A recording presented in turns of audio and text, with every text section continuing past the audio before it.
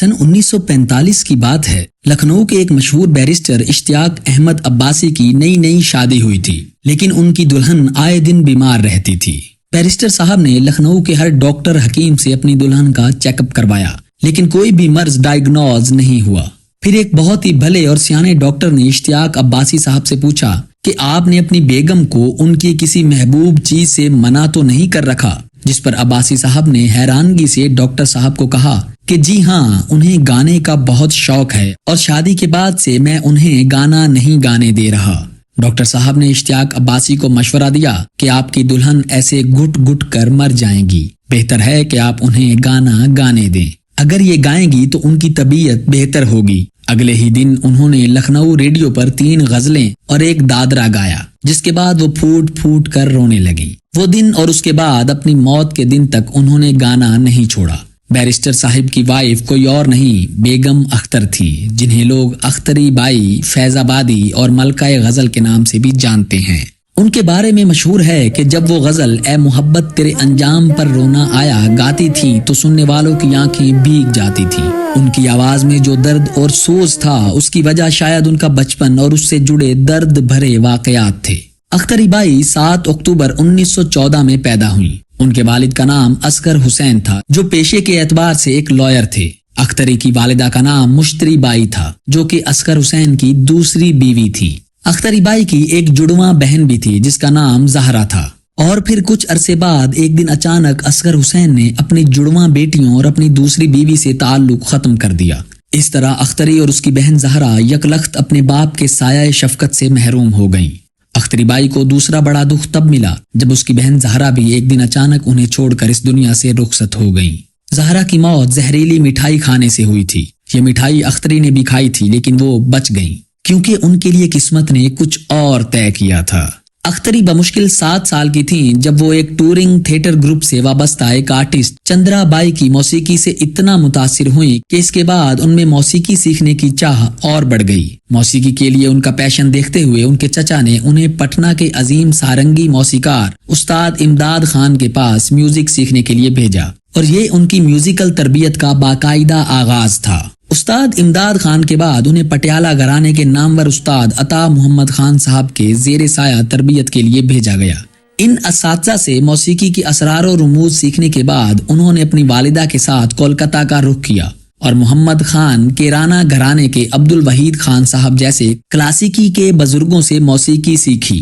اپنی تربیت کے آخری مرحلے میں وہ استاد جھنڈے خان کی شاگرد بن گئیں۔ ایک دن کچھ ایسا ہوا کہ جب اختری 11 سال کی تھی تو ان کی ماں مشتری انہیں اپنے ساتھ بریلی کے ایک پیر عزیز میاں کے پاس لے کر گئیں۔ ان کے ہاتھ میں ایک کاپی تھی جس میں بہت سی غزلیں لکھی ہوئی تھیں۔ پیر صاحب نے ایک صفحے پر ہاتھ رکھا اور کہا کہ بیٹی اسے پڑھو۔ اختری نے بہزاد لکھنوی کی یہ غزل کو اونچی آواز میں پڑھنا شروع کیا۔ غزل کے بول تھے: دیوانہ بنانا ہے تو دیوانہ بنا دے، ورنہ کہیں تقدیر تماشا نہ بنا دے۔ اختری کی گائیکی نے اس وقت جیسے ایک جادوئی سما باندھ دیا تھا۔ اختری کی پرسوز آواز سننے کے بعد پیر صاحب نے اس سے کہا کہ اختری، اگلی ریکارڈنگ میں آپ اس غزل کو سب سے پہلے گانا، اور پھر ایسا ہی ہوا۔ اختری کولکتہ پہنچتے ہی اپنی ریکارڈنگ کمپنی کے پاس گئیں اور یہی غزل گائی۔ اس غزل کی ریکارڈنگ کے دوران سارنگی پر ان کے ساتھ خان صاحب تھے۔ ان کا یہ ریکارڈ سن 1925 میں ہندوؤں کے ایک اہم تہوار درگا پوجا کے دوران ریلیز کیا گیا تھا اور اس نے پورے بنگال میں تہلکہ مچا دیا۔ اس کے بعد سے اختری فیض آبادی یعنی بیگم اختر نے زندگی میں کبھی پیچھے مڑ کر نہیں دیکھا، لیکن اس سے پہلے اختری کی زندگی میں ابھی اور بھی مشکلات آنے والی تھیں۔ ایک دفعہ کی بات ہے کہ ابھی ان کی عمر صرف 13 برس ہی تھی جب ایک دن وہ بہار کے کسی مہاراجا کے ہاں پرفارم کرنے گئیں، جو ان کے لیے بہت برا ثابت ہوا کیونکہ انہیں ایک اور بڑا صدمہ اس وقت پہنچا جب اسی مہاراجا نے ان کی معصومیت کا فائدہ اٹھاتے ہوئے ان کا ریپ کر دیا۔ اس ریپ کے بعد ننھی اختری حاملہ ہو گئیں۔ چند ماہ بعد اختری نے ایک بچی کو جنم دیا۔ چونکہ یہ بچی ایک بن باپ کی بیٹی تھی، اس لیے اختری نے اس بچی کو اپنی بہن کا درجہ دے دیا اور اس بچی کا نام انہوں نے شمیمہ بیگم رکھا۔ ملکہ غزل کی اس کہانی کی بدولت آپ کو ایک انٹرسٹنگ فیکٹ بتاتے ہیں کہ 1930 کی دہائی میں فیمیل سنگرز سٹیج پر پرفارم نہیں کیا کرتی تھیں اور اختری بائی نے بھی کبھی زندگی میں کوئی کنسرٹ نہیں کیا تھا، لیکن پھر اختری نے اس ٹرینڈ کو بدلا اور اختری بائی فیض آبادی کی پہلی عوامی پرفارمنس 15 سال کی عمر میں ہوئی۔ بیگم اختر نے کولکتہ میں اسٹیج پر پہلی بار اپنا گانا پیش کیا۔ یہ پروگرام صوبہ بہار میں آنے والے تباہ کن زلزلے کے متاثرین کی مدد کے لیے منعقد کیا گیا تھا۔ اس دن انہیں سننے والوں میں بلبل ہند کے لقب سے معروف سروجنی نائیڈو بھی شامل تھیں۔ وہ ان سے اس قدر متاثر ہوئیں کہ انہوں نے اسٹیج کے پیچھے آ کر انہیں نہ صرف مبارکباد دی بلکہ بعد میں ایک کھادی کی ساڑی بھی انہیں گفٹ میں بھجوائی۔ بلبل ہند کی اپریسیشن سے اختری بائی کو مزید جوش و خروش کے ساتھ غزلیں گانے کی انسپائریشن ملی۔ اسی دور میں انہوں نے میگا فون ریکارڈ کمپنی کے لیے اپنی پہلی ڈسک ریکارڈ کی۔ اس کے علاوہ ان کی غزلوں، دادروں، ٹھمریوں وغیرہ پر مشتمل متعدد گراموفون ریکارڈ بھی جاری کیے گئے۔ ان کی عزت میں بے پناہ اضافہ ہو گیا اور اب وہ بیگم اختر کہلائے جانے لگیں۔ انہوں نے فلمی ٹاکیز کی ابھرتی ہوئی نئی دنیا میں بھی اپنا حصہ ڈالا، کیونکہ بیگم اختر کی اچھی شکل اور سریلی آواز نے انہیں اپنے ابتدائی سالوں میں فلموں کے لیے ایک بیسٹ کینڈیڈیٹ بنا دیا تھا۔ اس انٹرسٹنگ فیکٹ کا بہت کم لوگوں کو پتا ہے کہ انہوں نے فلم میکر ستیہ جیت رائے کی فلم جلسہ گھر میں کلاسیکی گلوکارہ کا کردار بھی ادا کیا تھا، اور اس کے ساتھ ساتھ کولکتہ کی ایسٹ انڈیا فلم کمپنی نے اپنی film king for a day اور نل ڈیمینٹی میں اداکاری کے لیے پہلے اختری بائی سے رابطہ کیا تھا۔ بیگم اختر نے فلمی کیریئر کے دوران اس دور کے باقی سپر سٹارز کی طرح اپنی تمام فلموں کے گانے خود گائے تھے۔ بہت سے لوگوں کو آج تک خبر بھی نہیں ہے کہ اپنے فنی کیریئر میں انہوں نے ایکٹنگ بھی کی تھی۔ مشہور پروڈیوسر اور ڈائریکٹر محبوب خان نے 1942 میں ریلیز ہونے والی فلم روٹی میں کام کرنے کے لیے ایک دفعہ ان سے رابطہ کیا تھا۔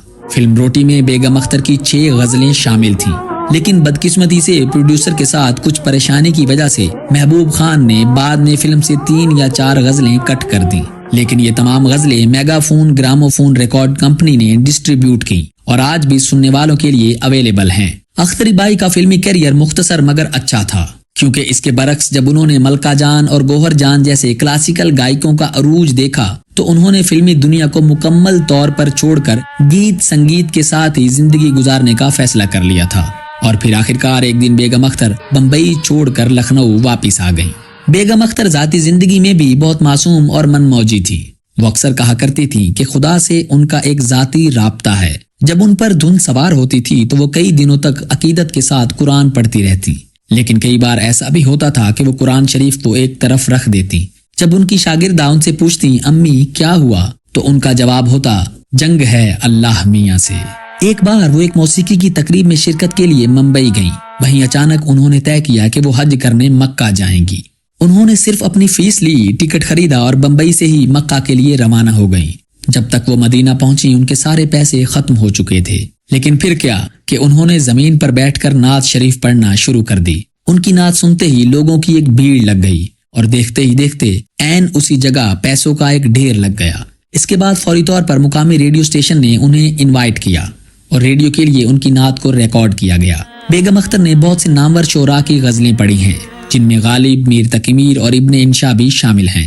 مشہور شاعر جگر مراد آبادی بیگم اختر کے قریبی دوستوں میں سے ایک تھے۔ بیگم اختر کی ایک اور نہایت مشہور غزل اے محبت تیرے انجام پہ رونا آیا کی بھی دلچسپ کہانی ہے، کیونکہ اس کو بیگم اختر نے دوران سفر بنایا تھا۔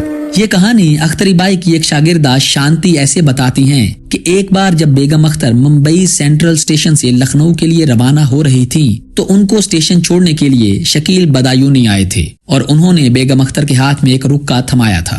سفر کے دوران رات کو پرانے زمانے کے فرسٹ کلاس میں بیگم اختر نے اپنا ہارمونیم نکالا اور رکے میں لکھی اس غزل پر کام کرنا شروع کر دیا۔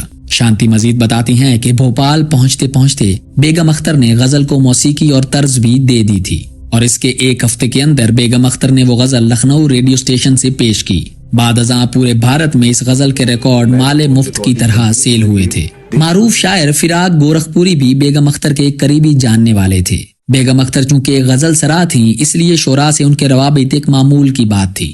ان کے دوست فراق گورکھپوری اپنی موت سے کچھ دن پہلے دہلی میں پہاڑ گنج کے ایک ہوٹل میں ٹھہرے تھے، جہاں بیگم اختر ان سے ملنے گئیں۔ اس ملاقات میں انہوں نے اپنی یہ غزل بیگم اختر کو دی اور اصرار کیا کہ وہ اس وقت یہ غزل ان کے لیے گائیں۔ ان کی یہ غزل تھی شام غم کچھ اس نگاہ ناز کی باتیں کرو، بے خودی بڑھتی چلی ہے راز کی باتیں کرو۔ جب بیگم اختر نے وہ غزل گائی تو سوز میں بہہ کر فراق کی آنکھوں سے آنسو نکل پڑے۔ اختری بیگم کو میوزک میں ان کی خدمات کے پیش نظر 1968 میں بھارت کے سول ایوارڈ پدم شری سے نوازا گیا۔ 1974 میں تروانت پور کے قریب بلرام پور میں اپنے آخری کنسرٹ کے دوران اختری بائی کو محسوس ہوا کہ ان کا گلا ان کا ساتھ نہیں دے رہا۔ انہیں لگا کہ ان کی گلوکاری اتنی اچھی نہیں ہے جتنی وہ چاہتی تھیں۔ اسی بات کو لے کر انہوں نے سٹریس لے لیا اور اس کے نتیجے میں وہ بیمار پڑ گئیں اور انہیں فوری طور پر ہسپتال لے جایا گیا۔ لیکن پھر آخرکار 30 اکتوبر 1974 کو ملکہ غزل اپنے دوست نیلم گاماڈیا کی گود میں انتقال کر گئی، جنہوں نے انہیں احمد آباد مدعو کیا تھا، اور اس طرح دورہ احمد آباد ان کی آخری پرفارمنس بن گئی۔ جب ان کے شوہر ان کو گانے نہیں دے رہے تھے تو وہ بیمار پڑ گئی تھی، اور جب ان کے گلے نے ان کا ساتھ چھوڑا تو انہوں نے بہتر سمجھا کہ وہ دنیا ہی چھوڑ جائیں۔ ان کا مقبرہ لکھنؤ کے ٹھاکر گنج علاقے میں بنایا گیا اور انہیں ان کی والدہ مشتری صاحبہ کے ساتھ دفن کیا گیا ہے۔ 1975 میں اختر بیگم کو پدم بھوشن ایوارڈ سے بھی نوازا گیا تھا۔ 7 اکتوبر 2017 کو گوگل نے بیگم اختر کی 103ویں سالگرہ پر گوگل ڈوڈل کے ذریعے انہیں خراج تحسین بھی پیش کیا تھا۔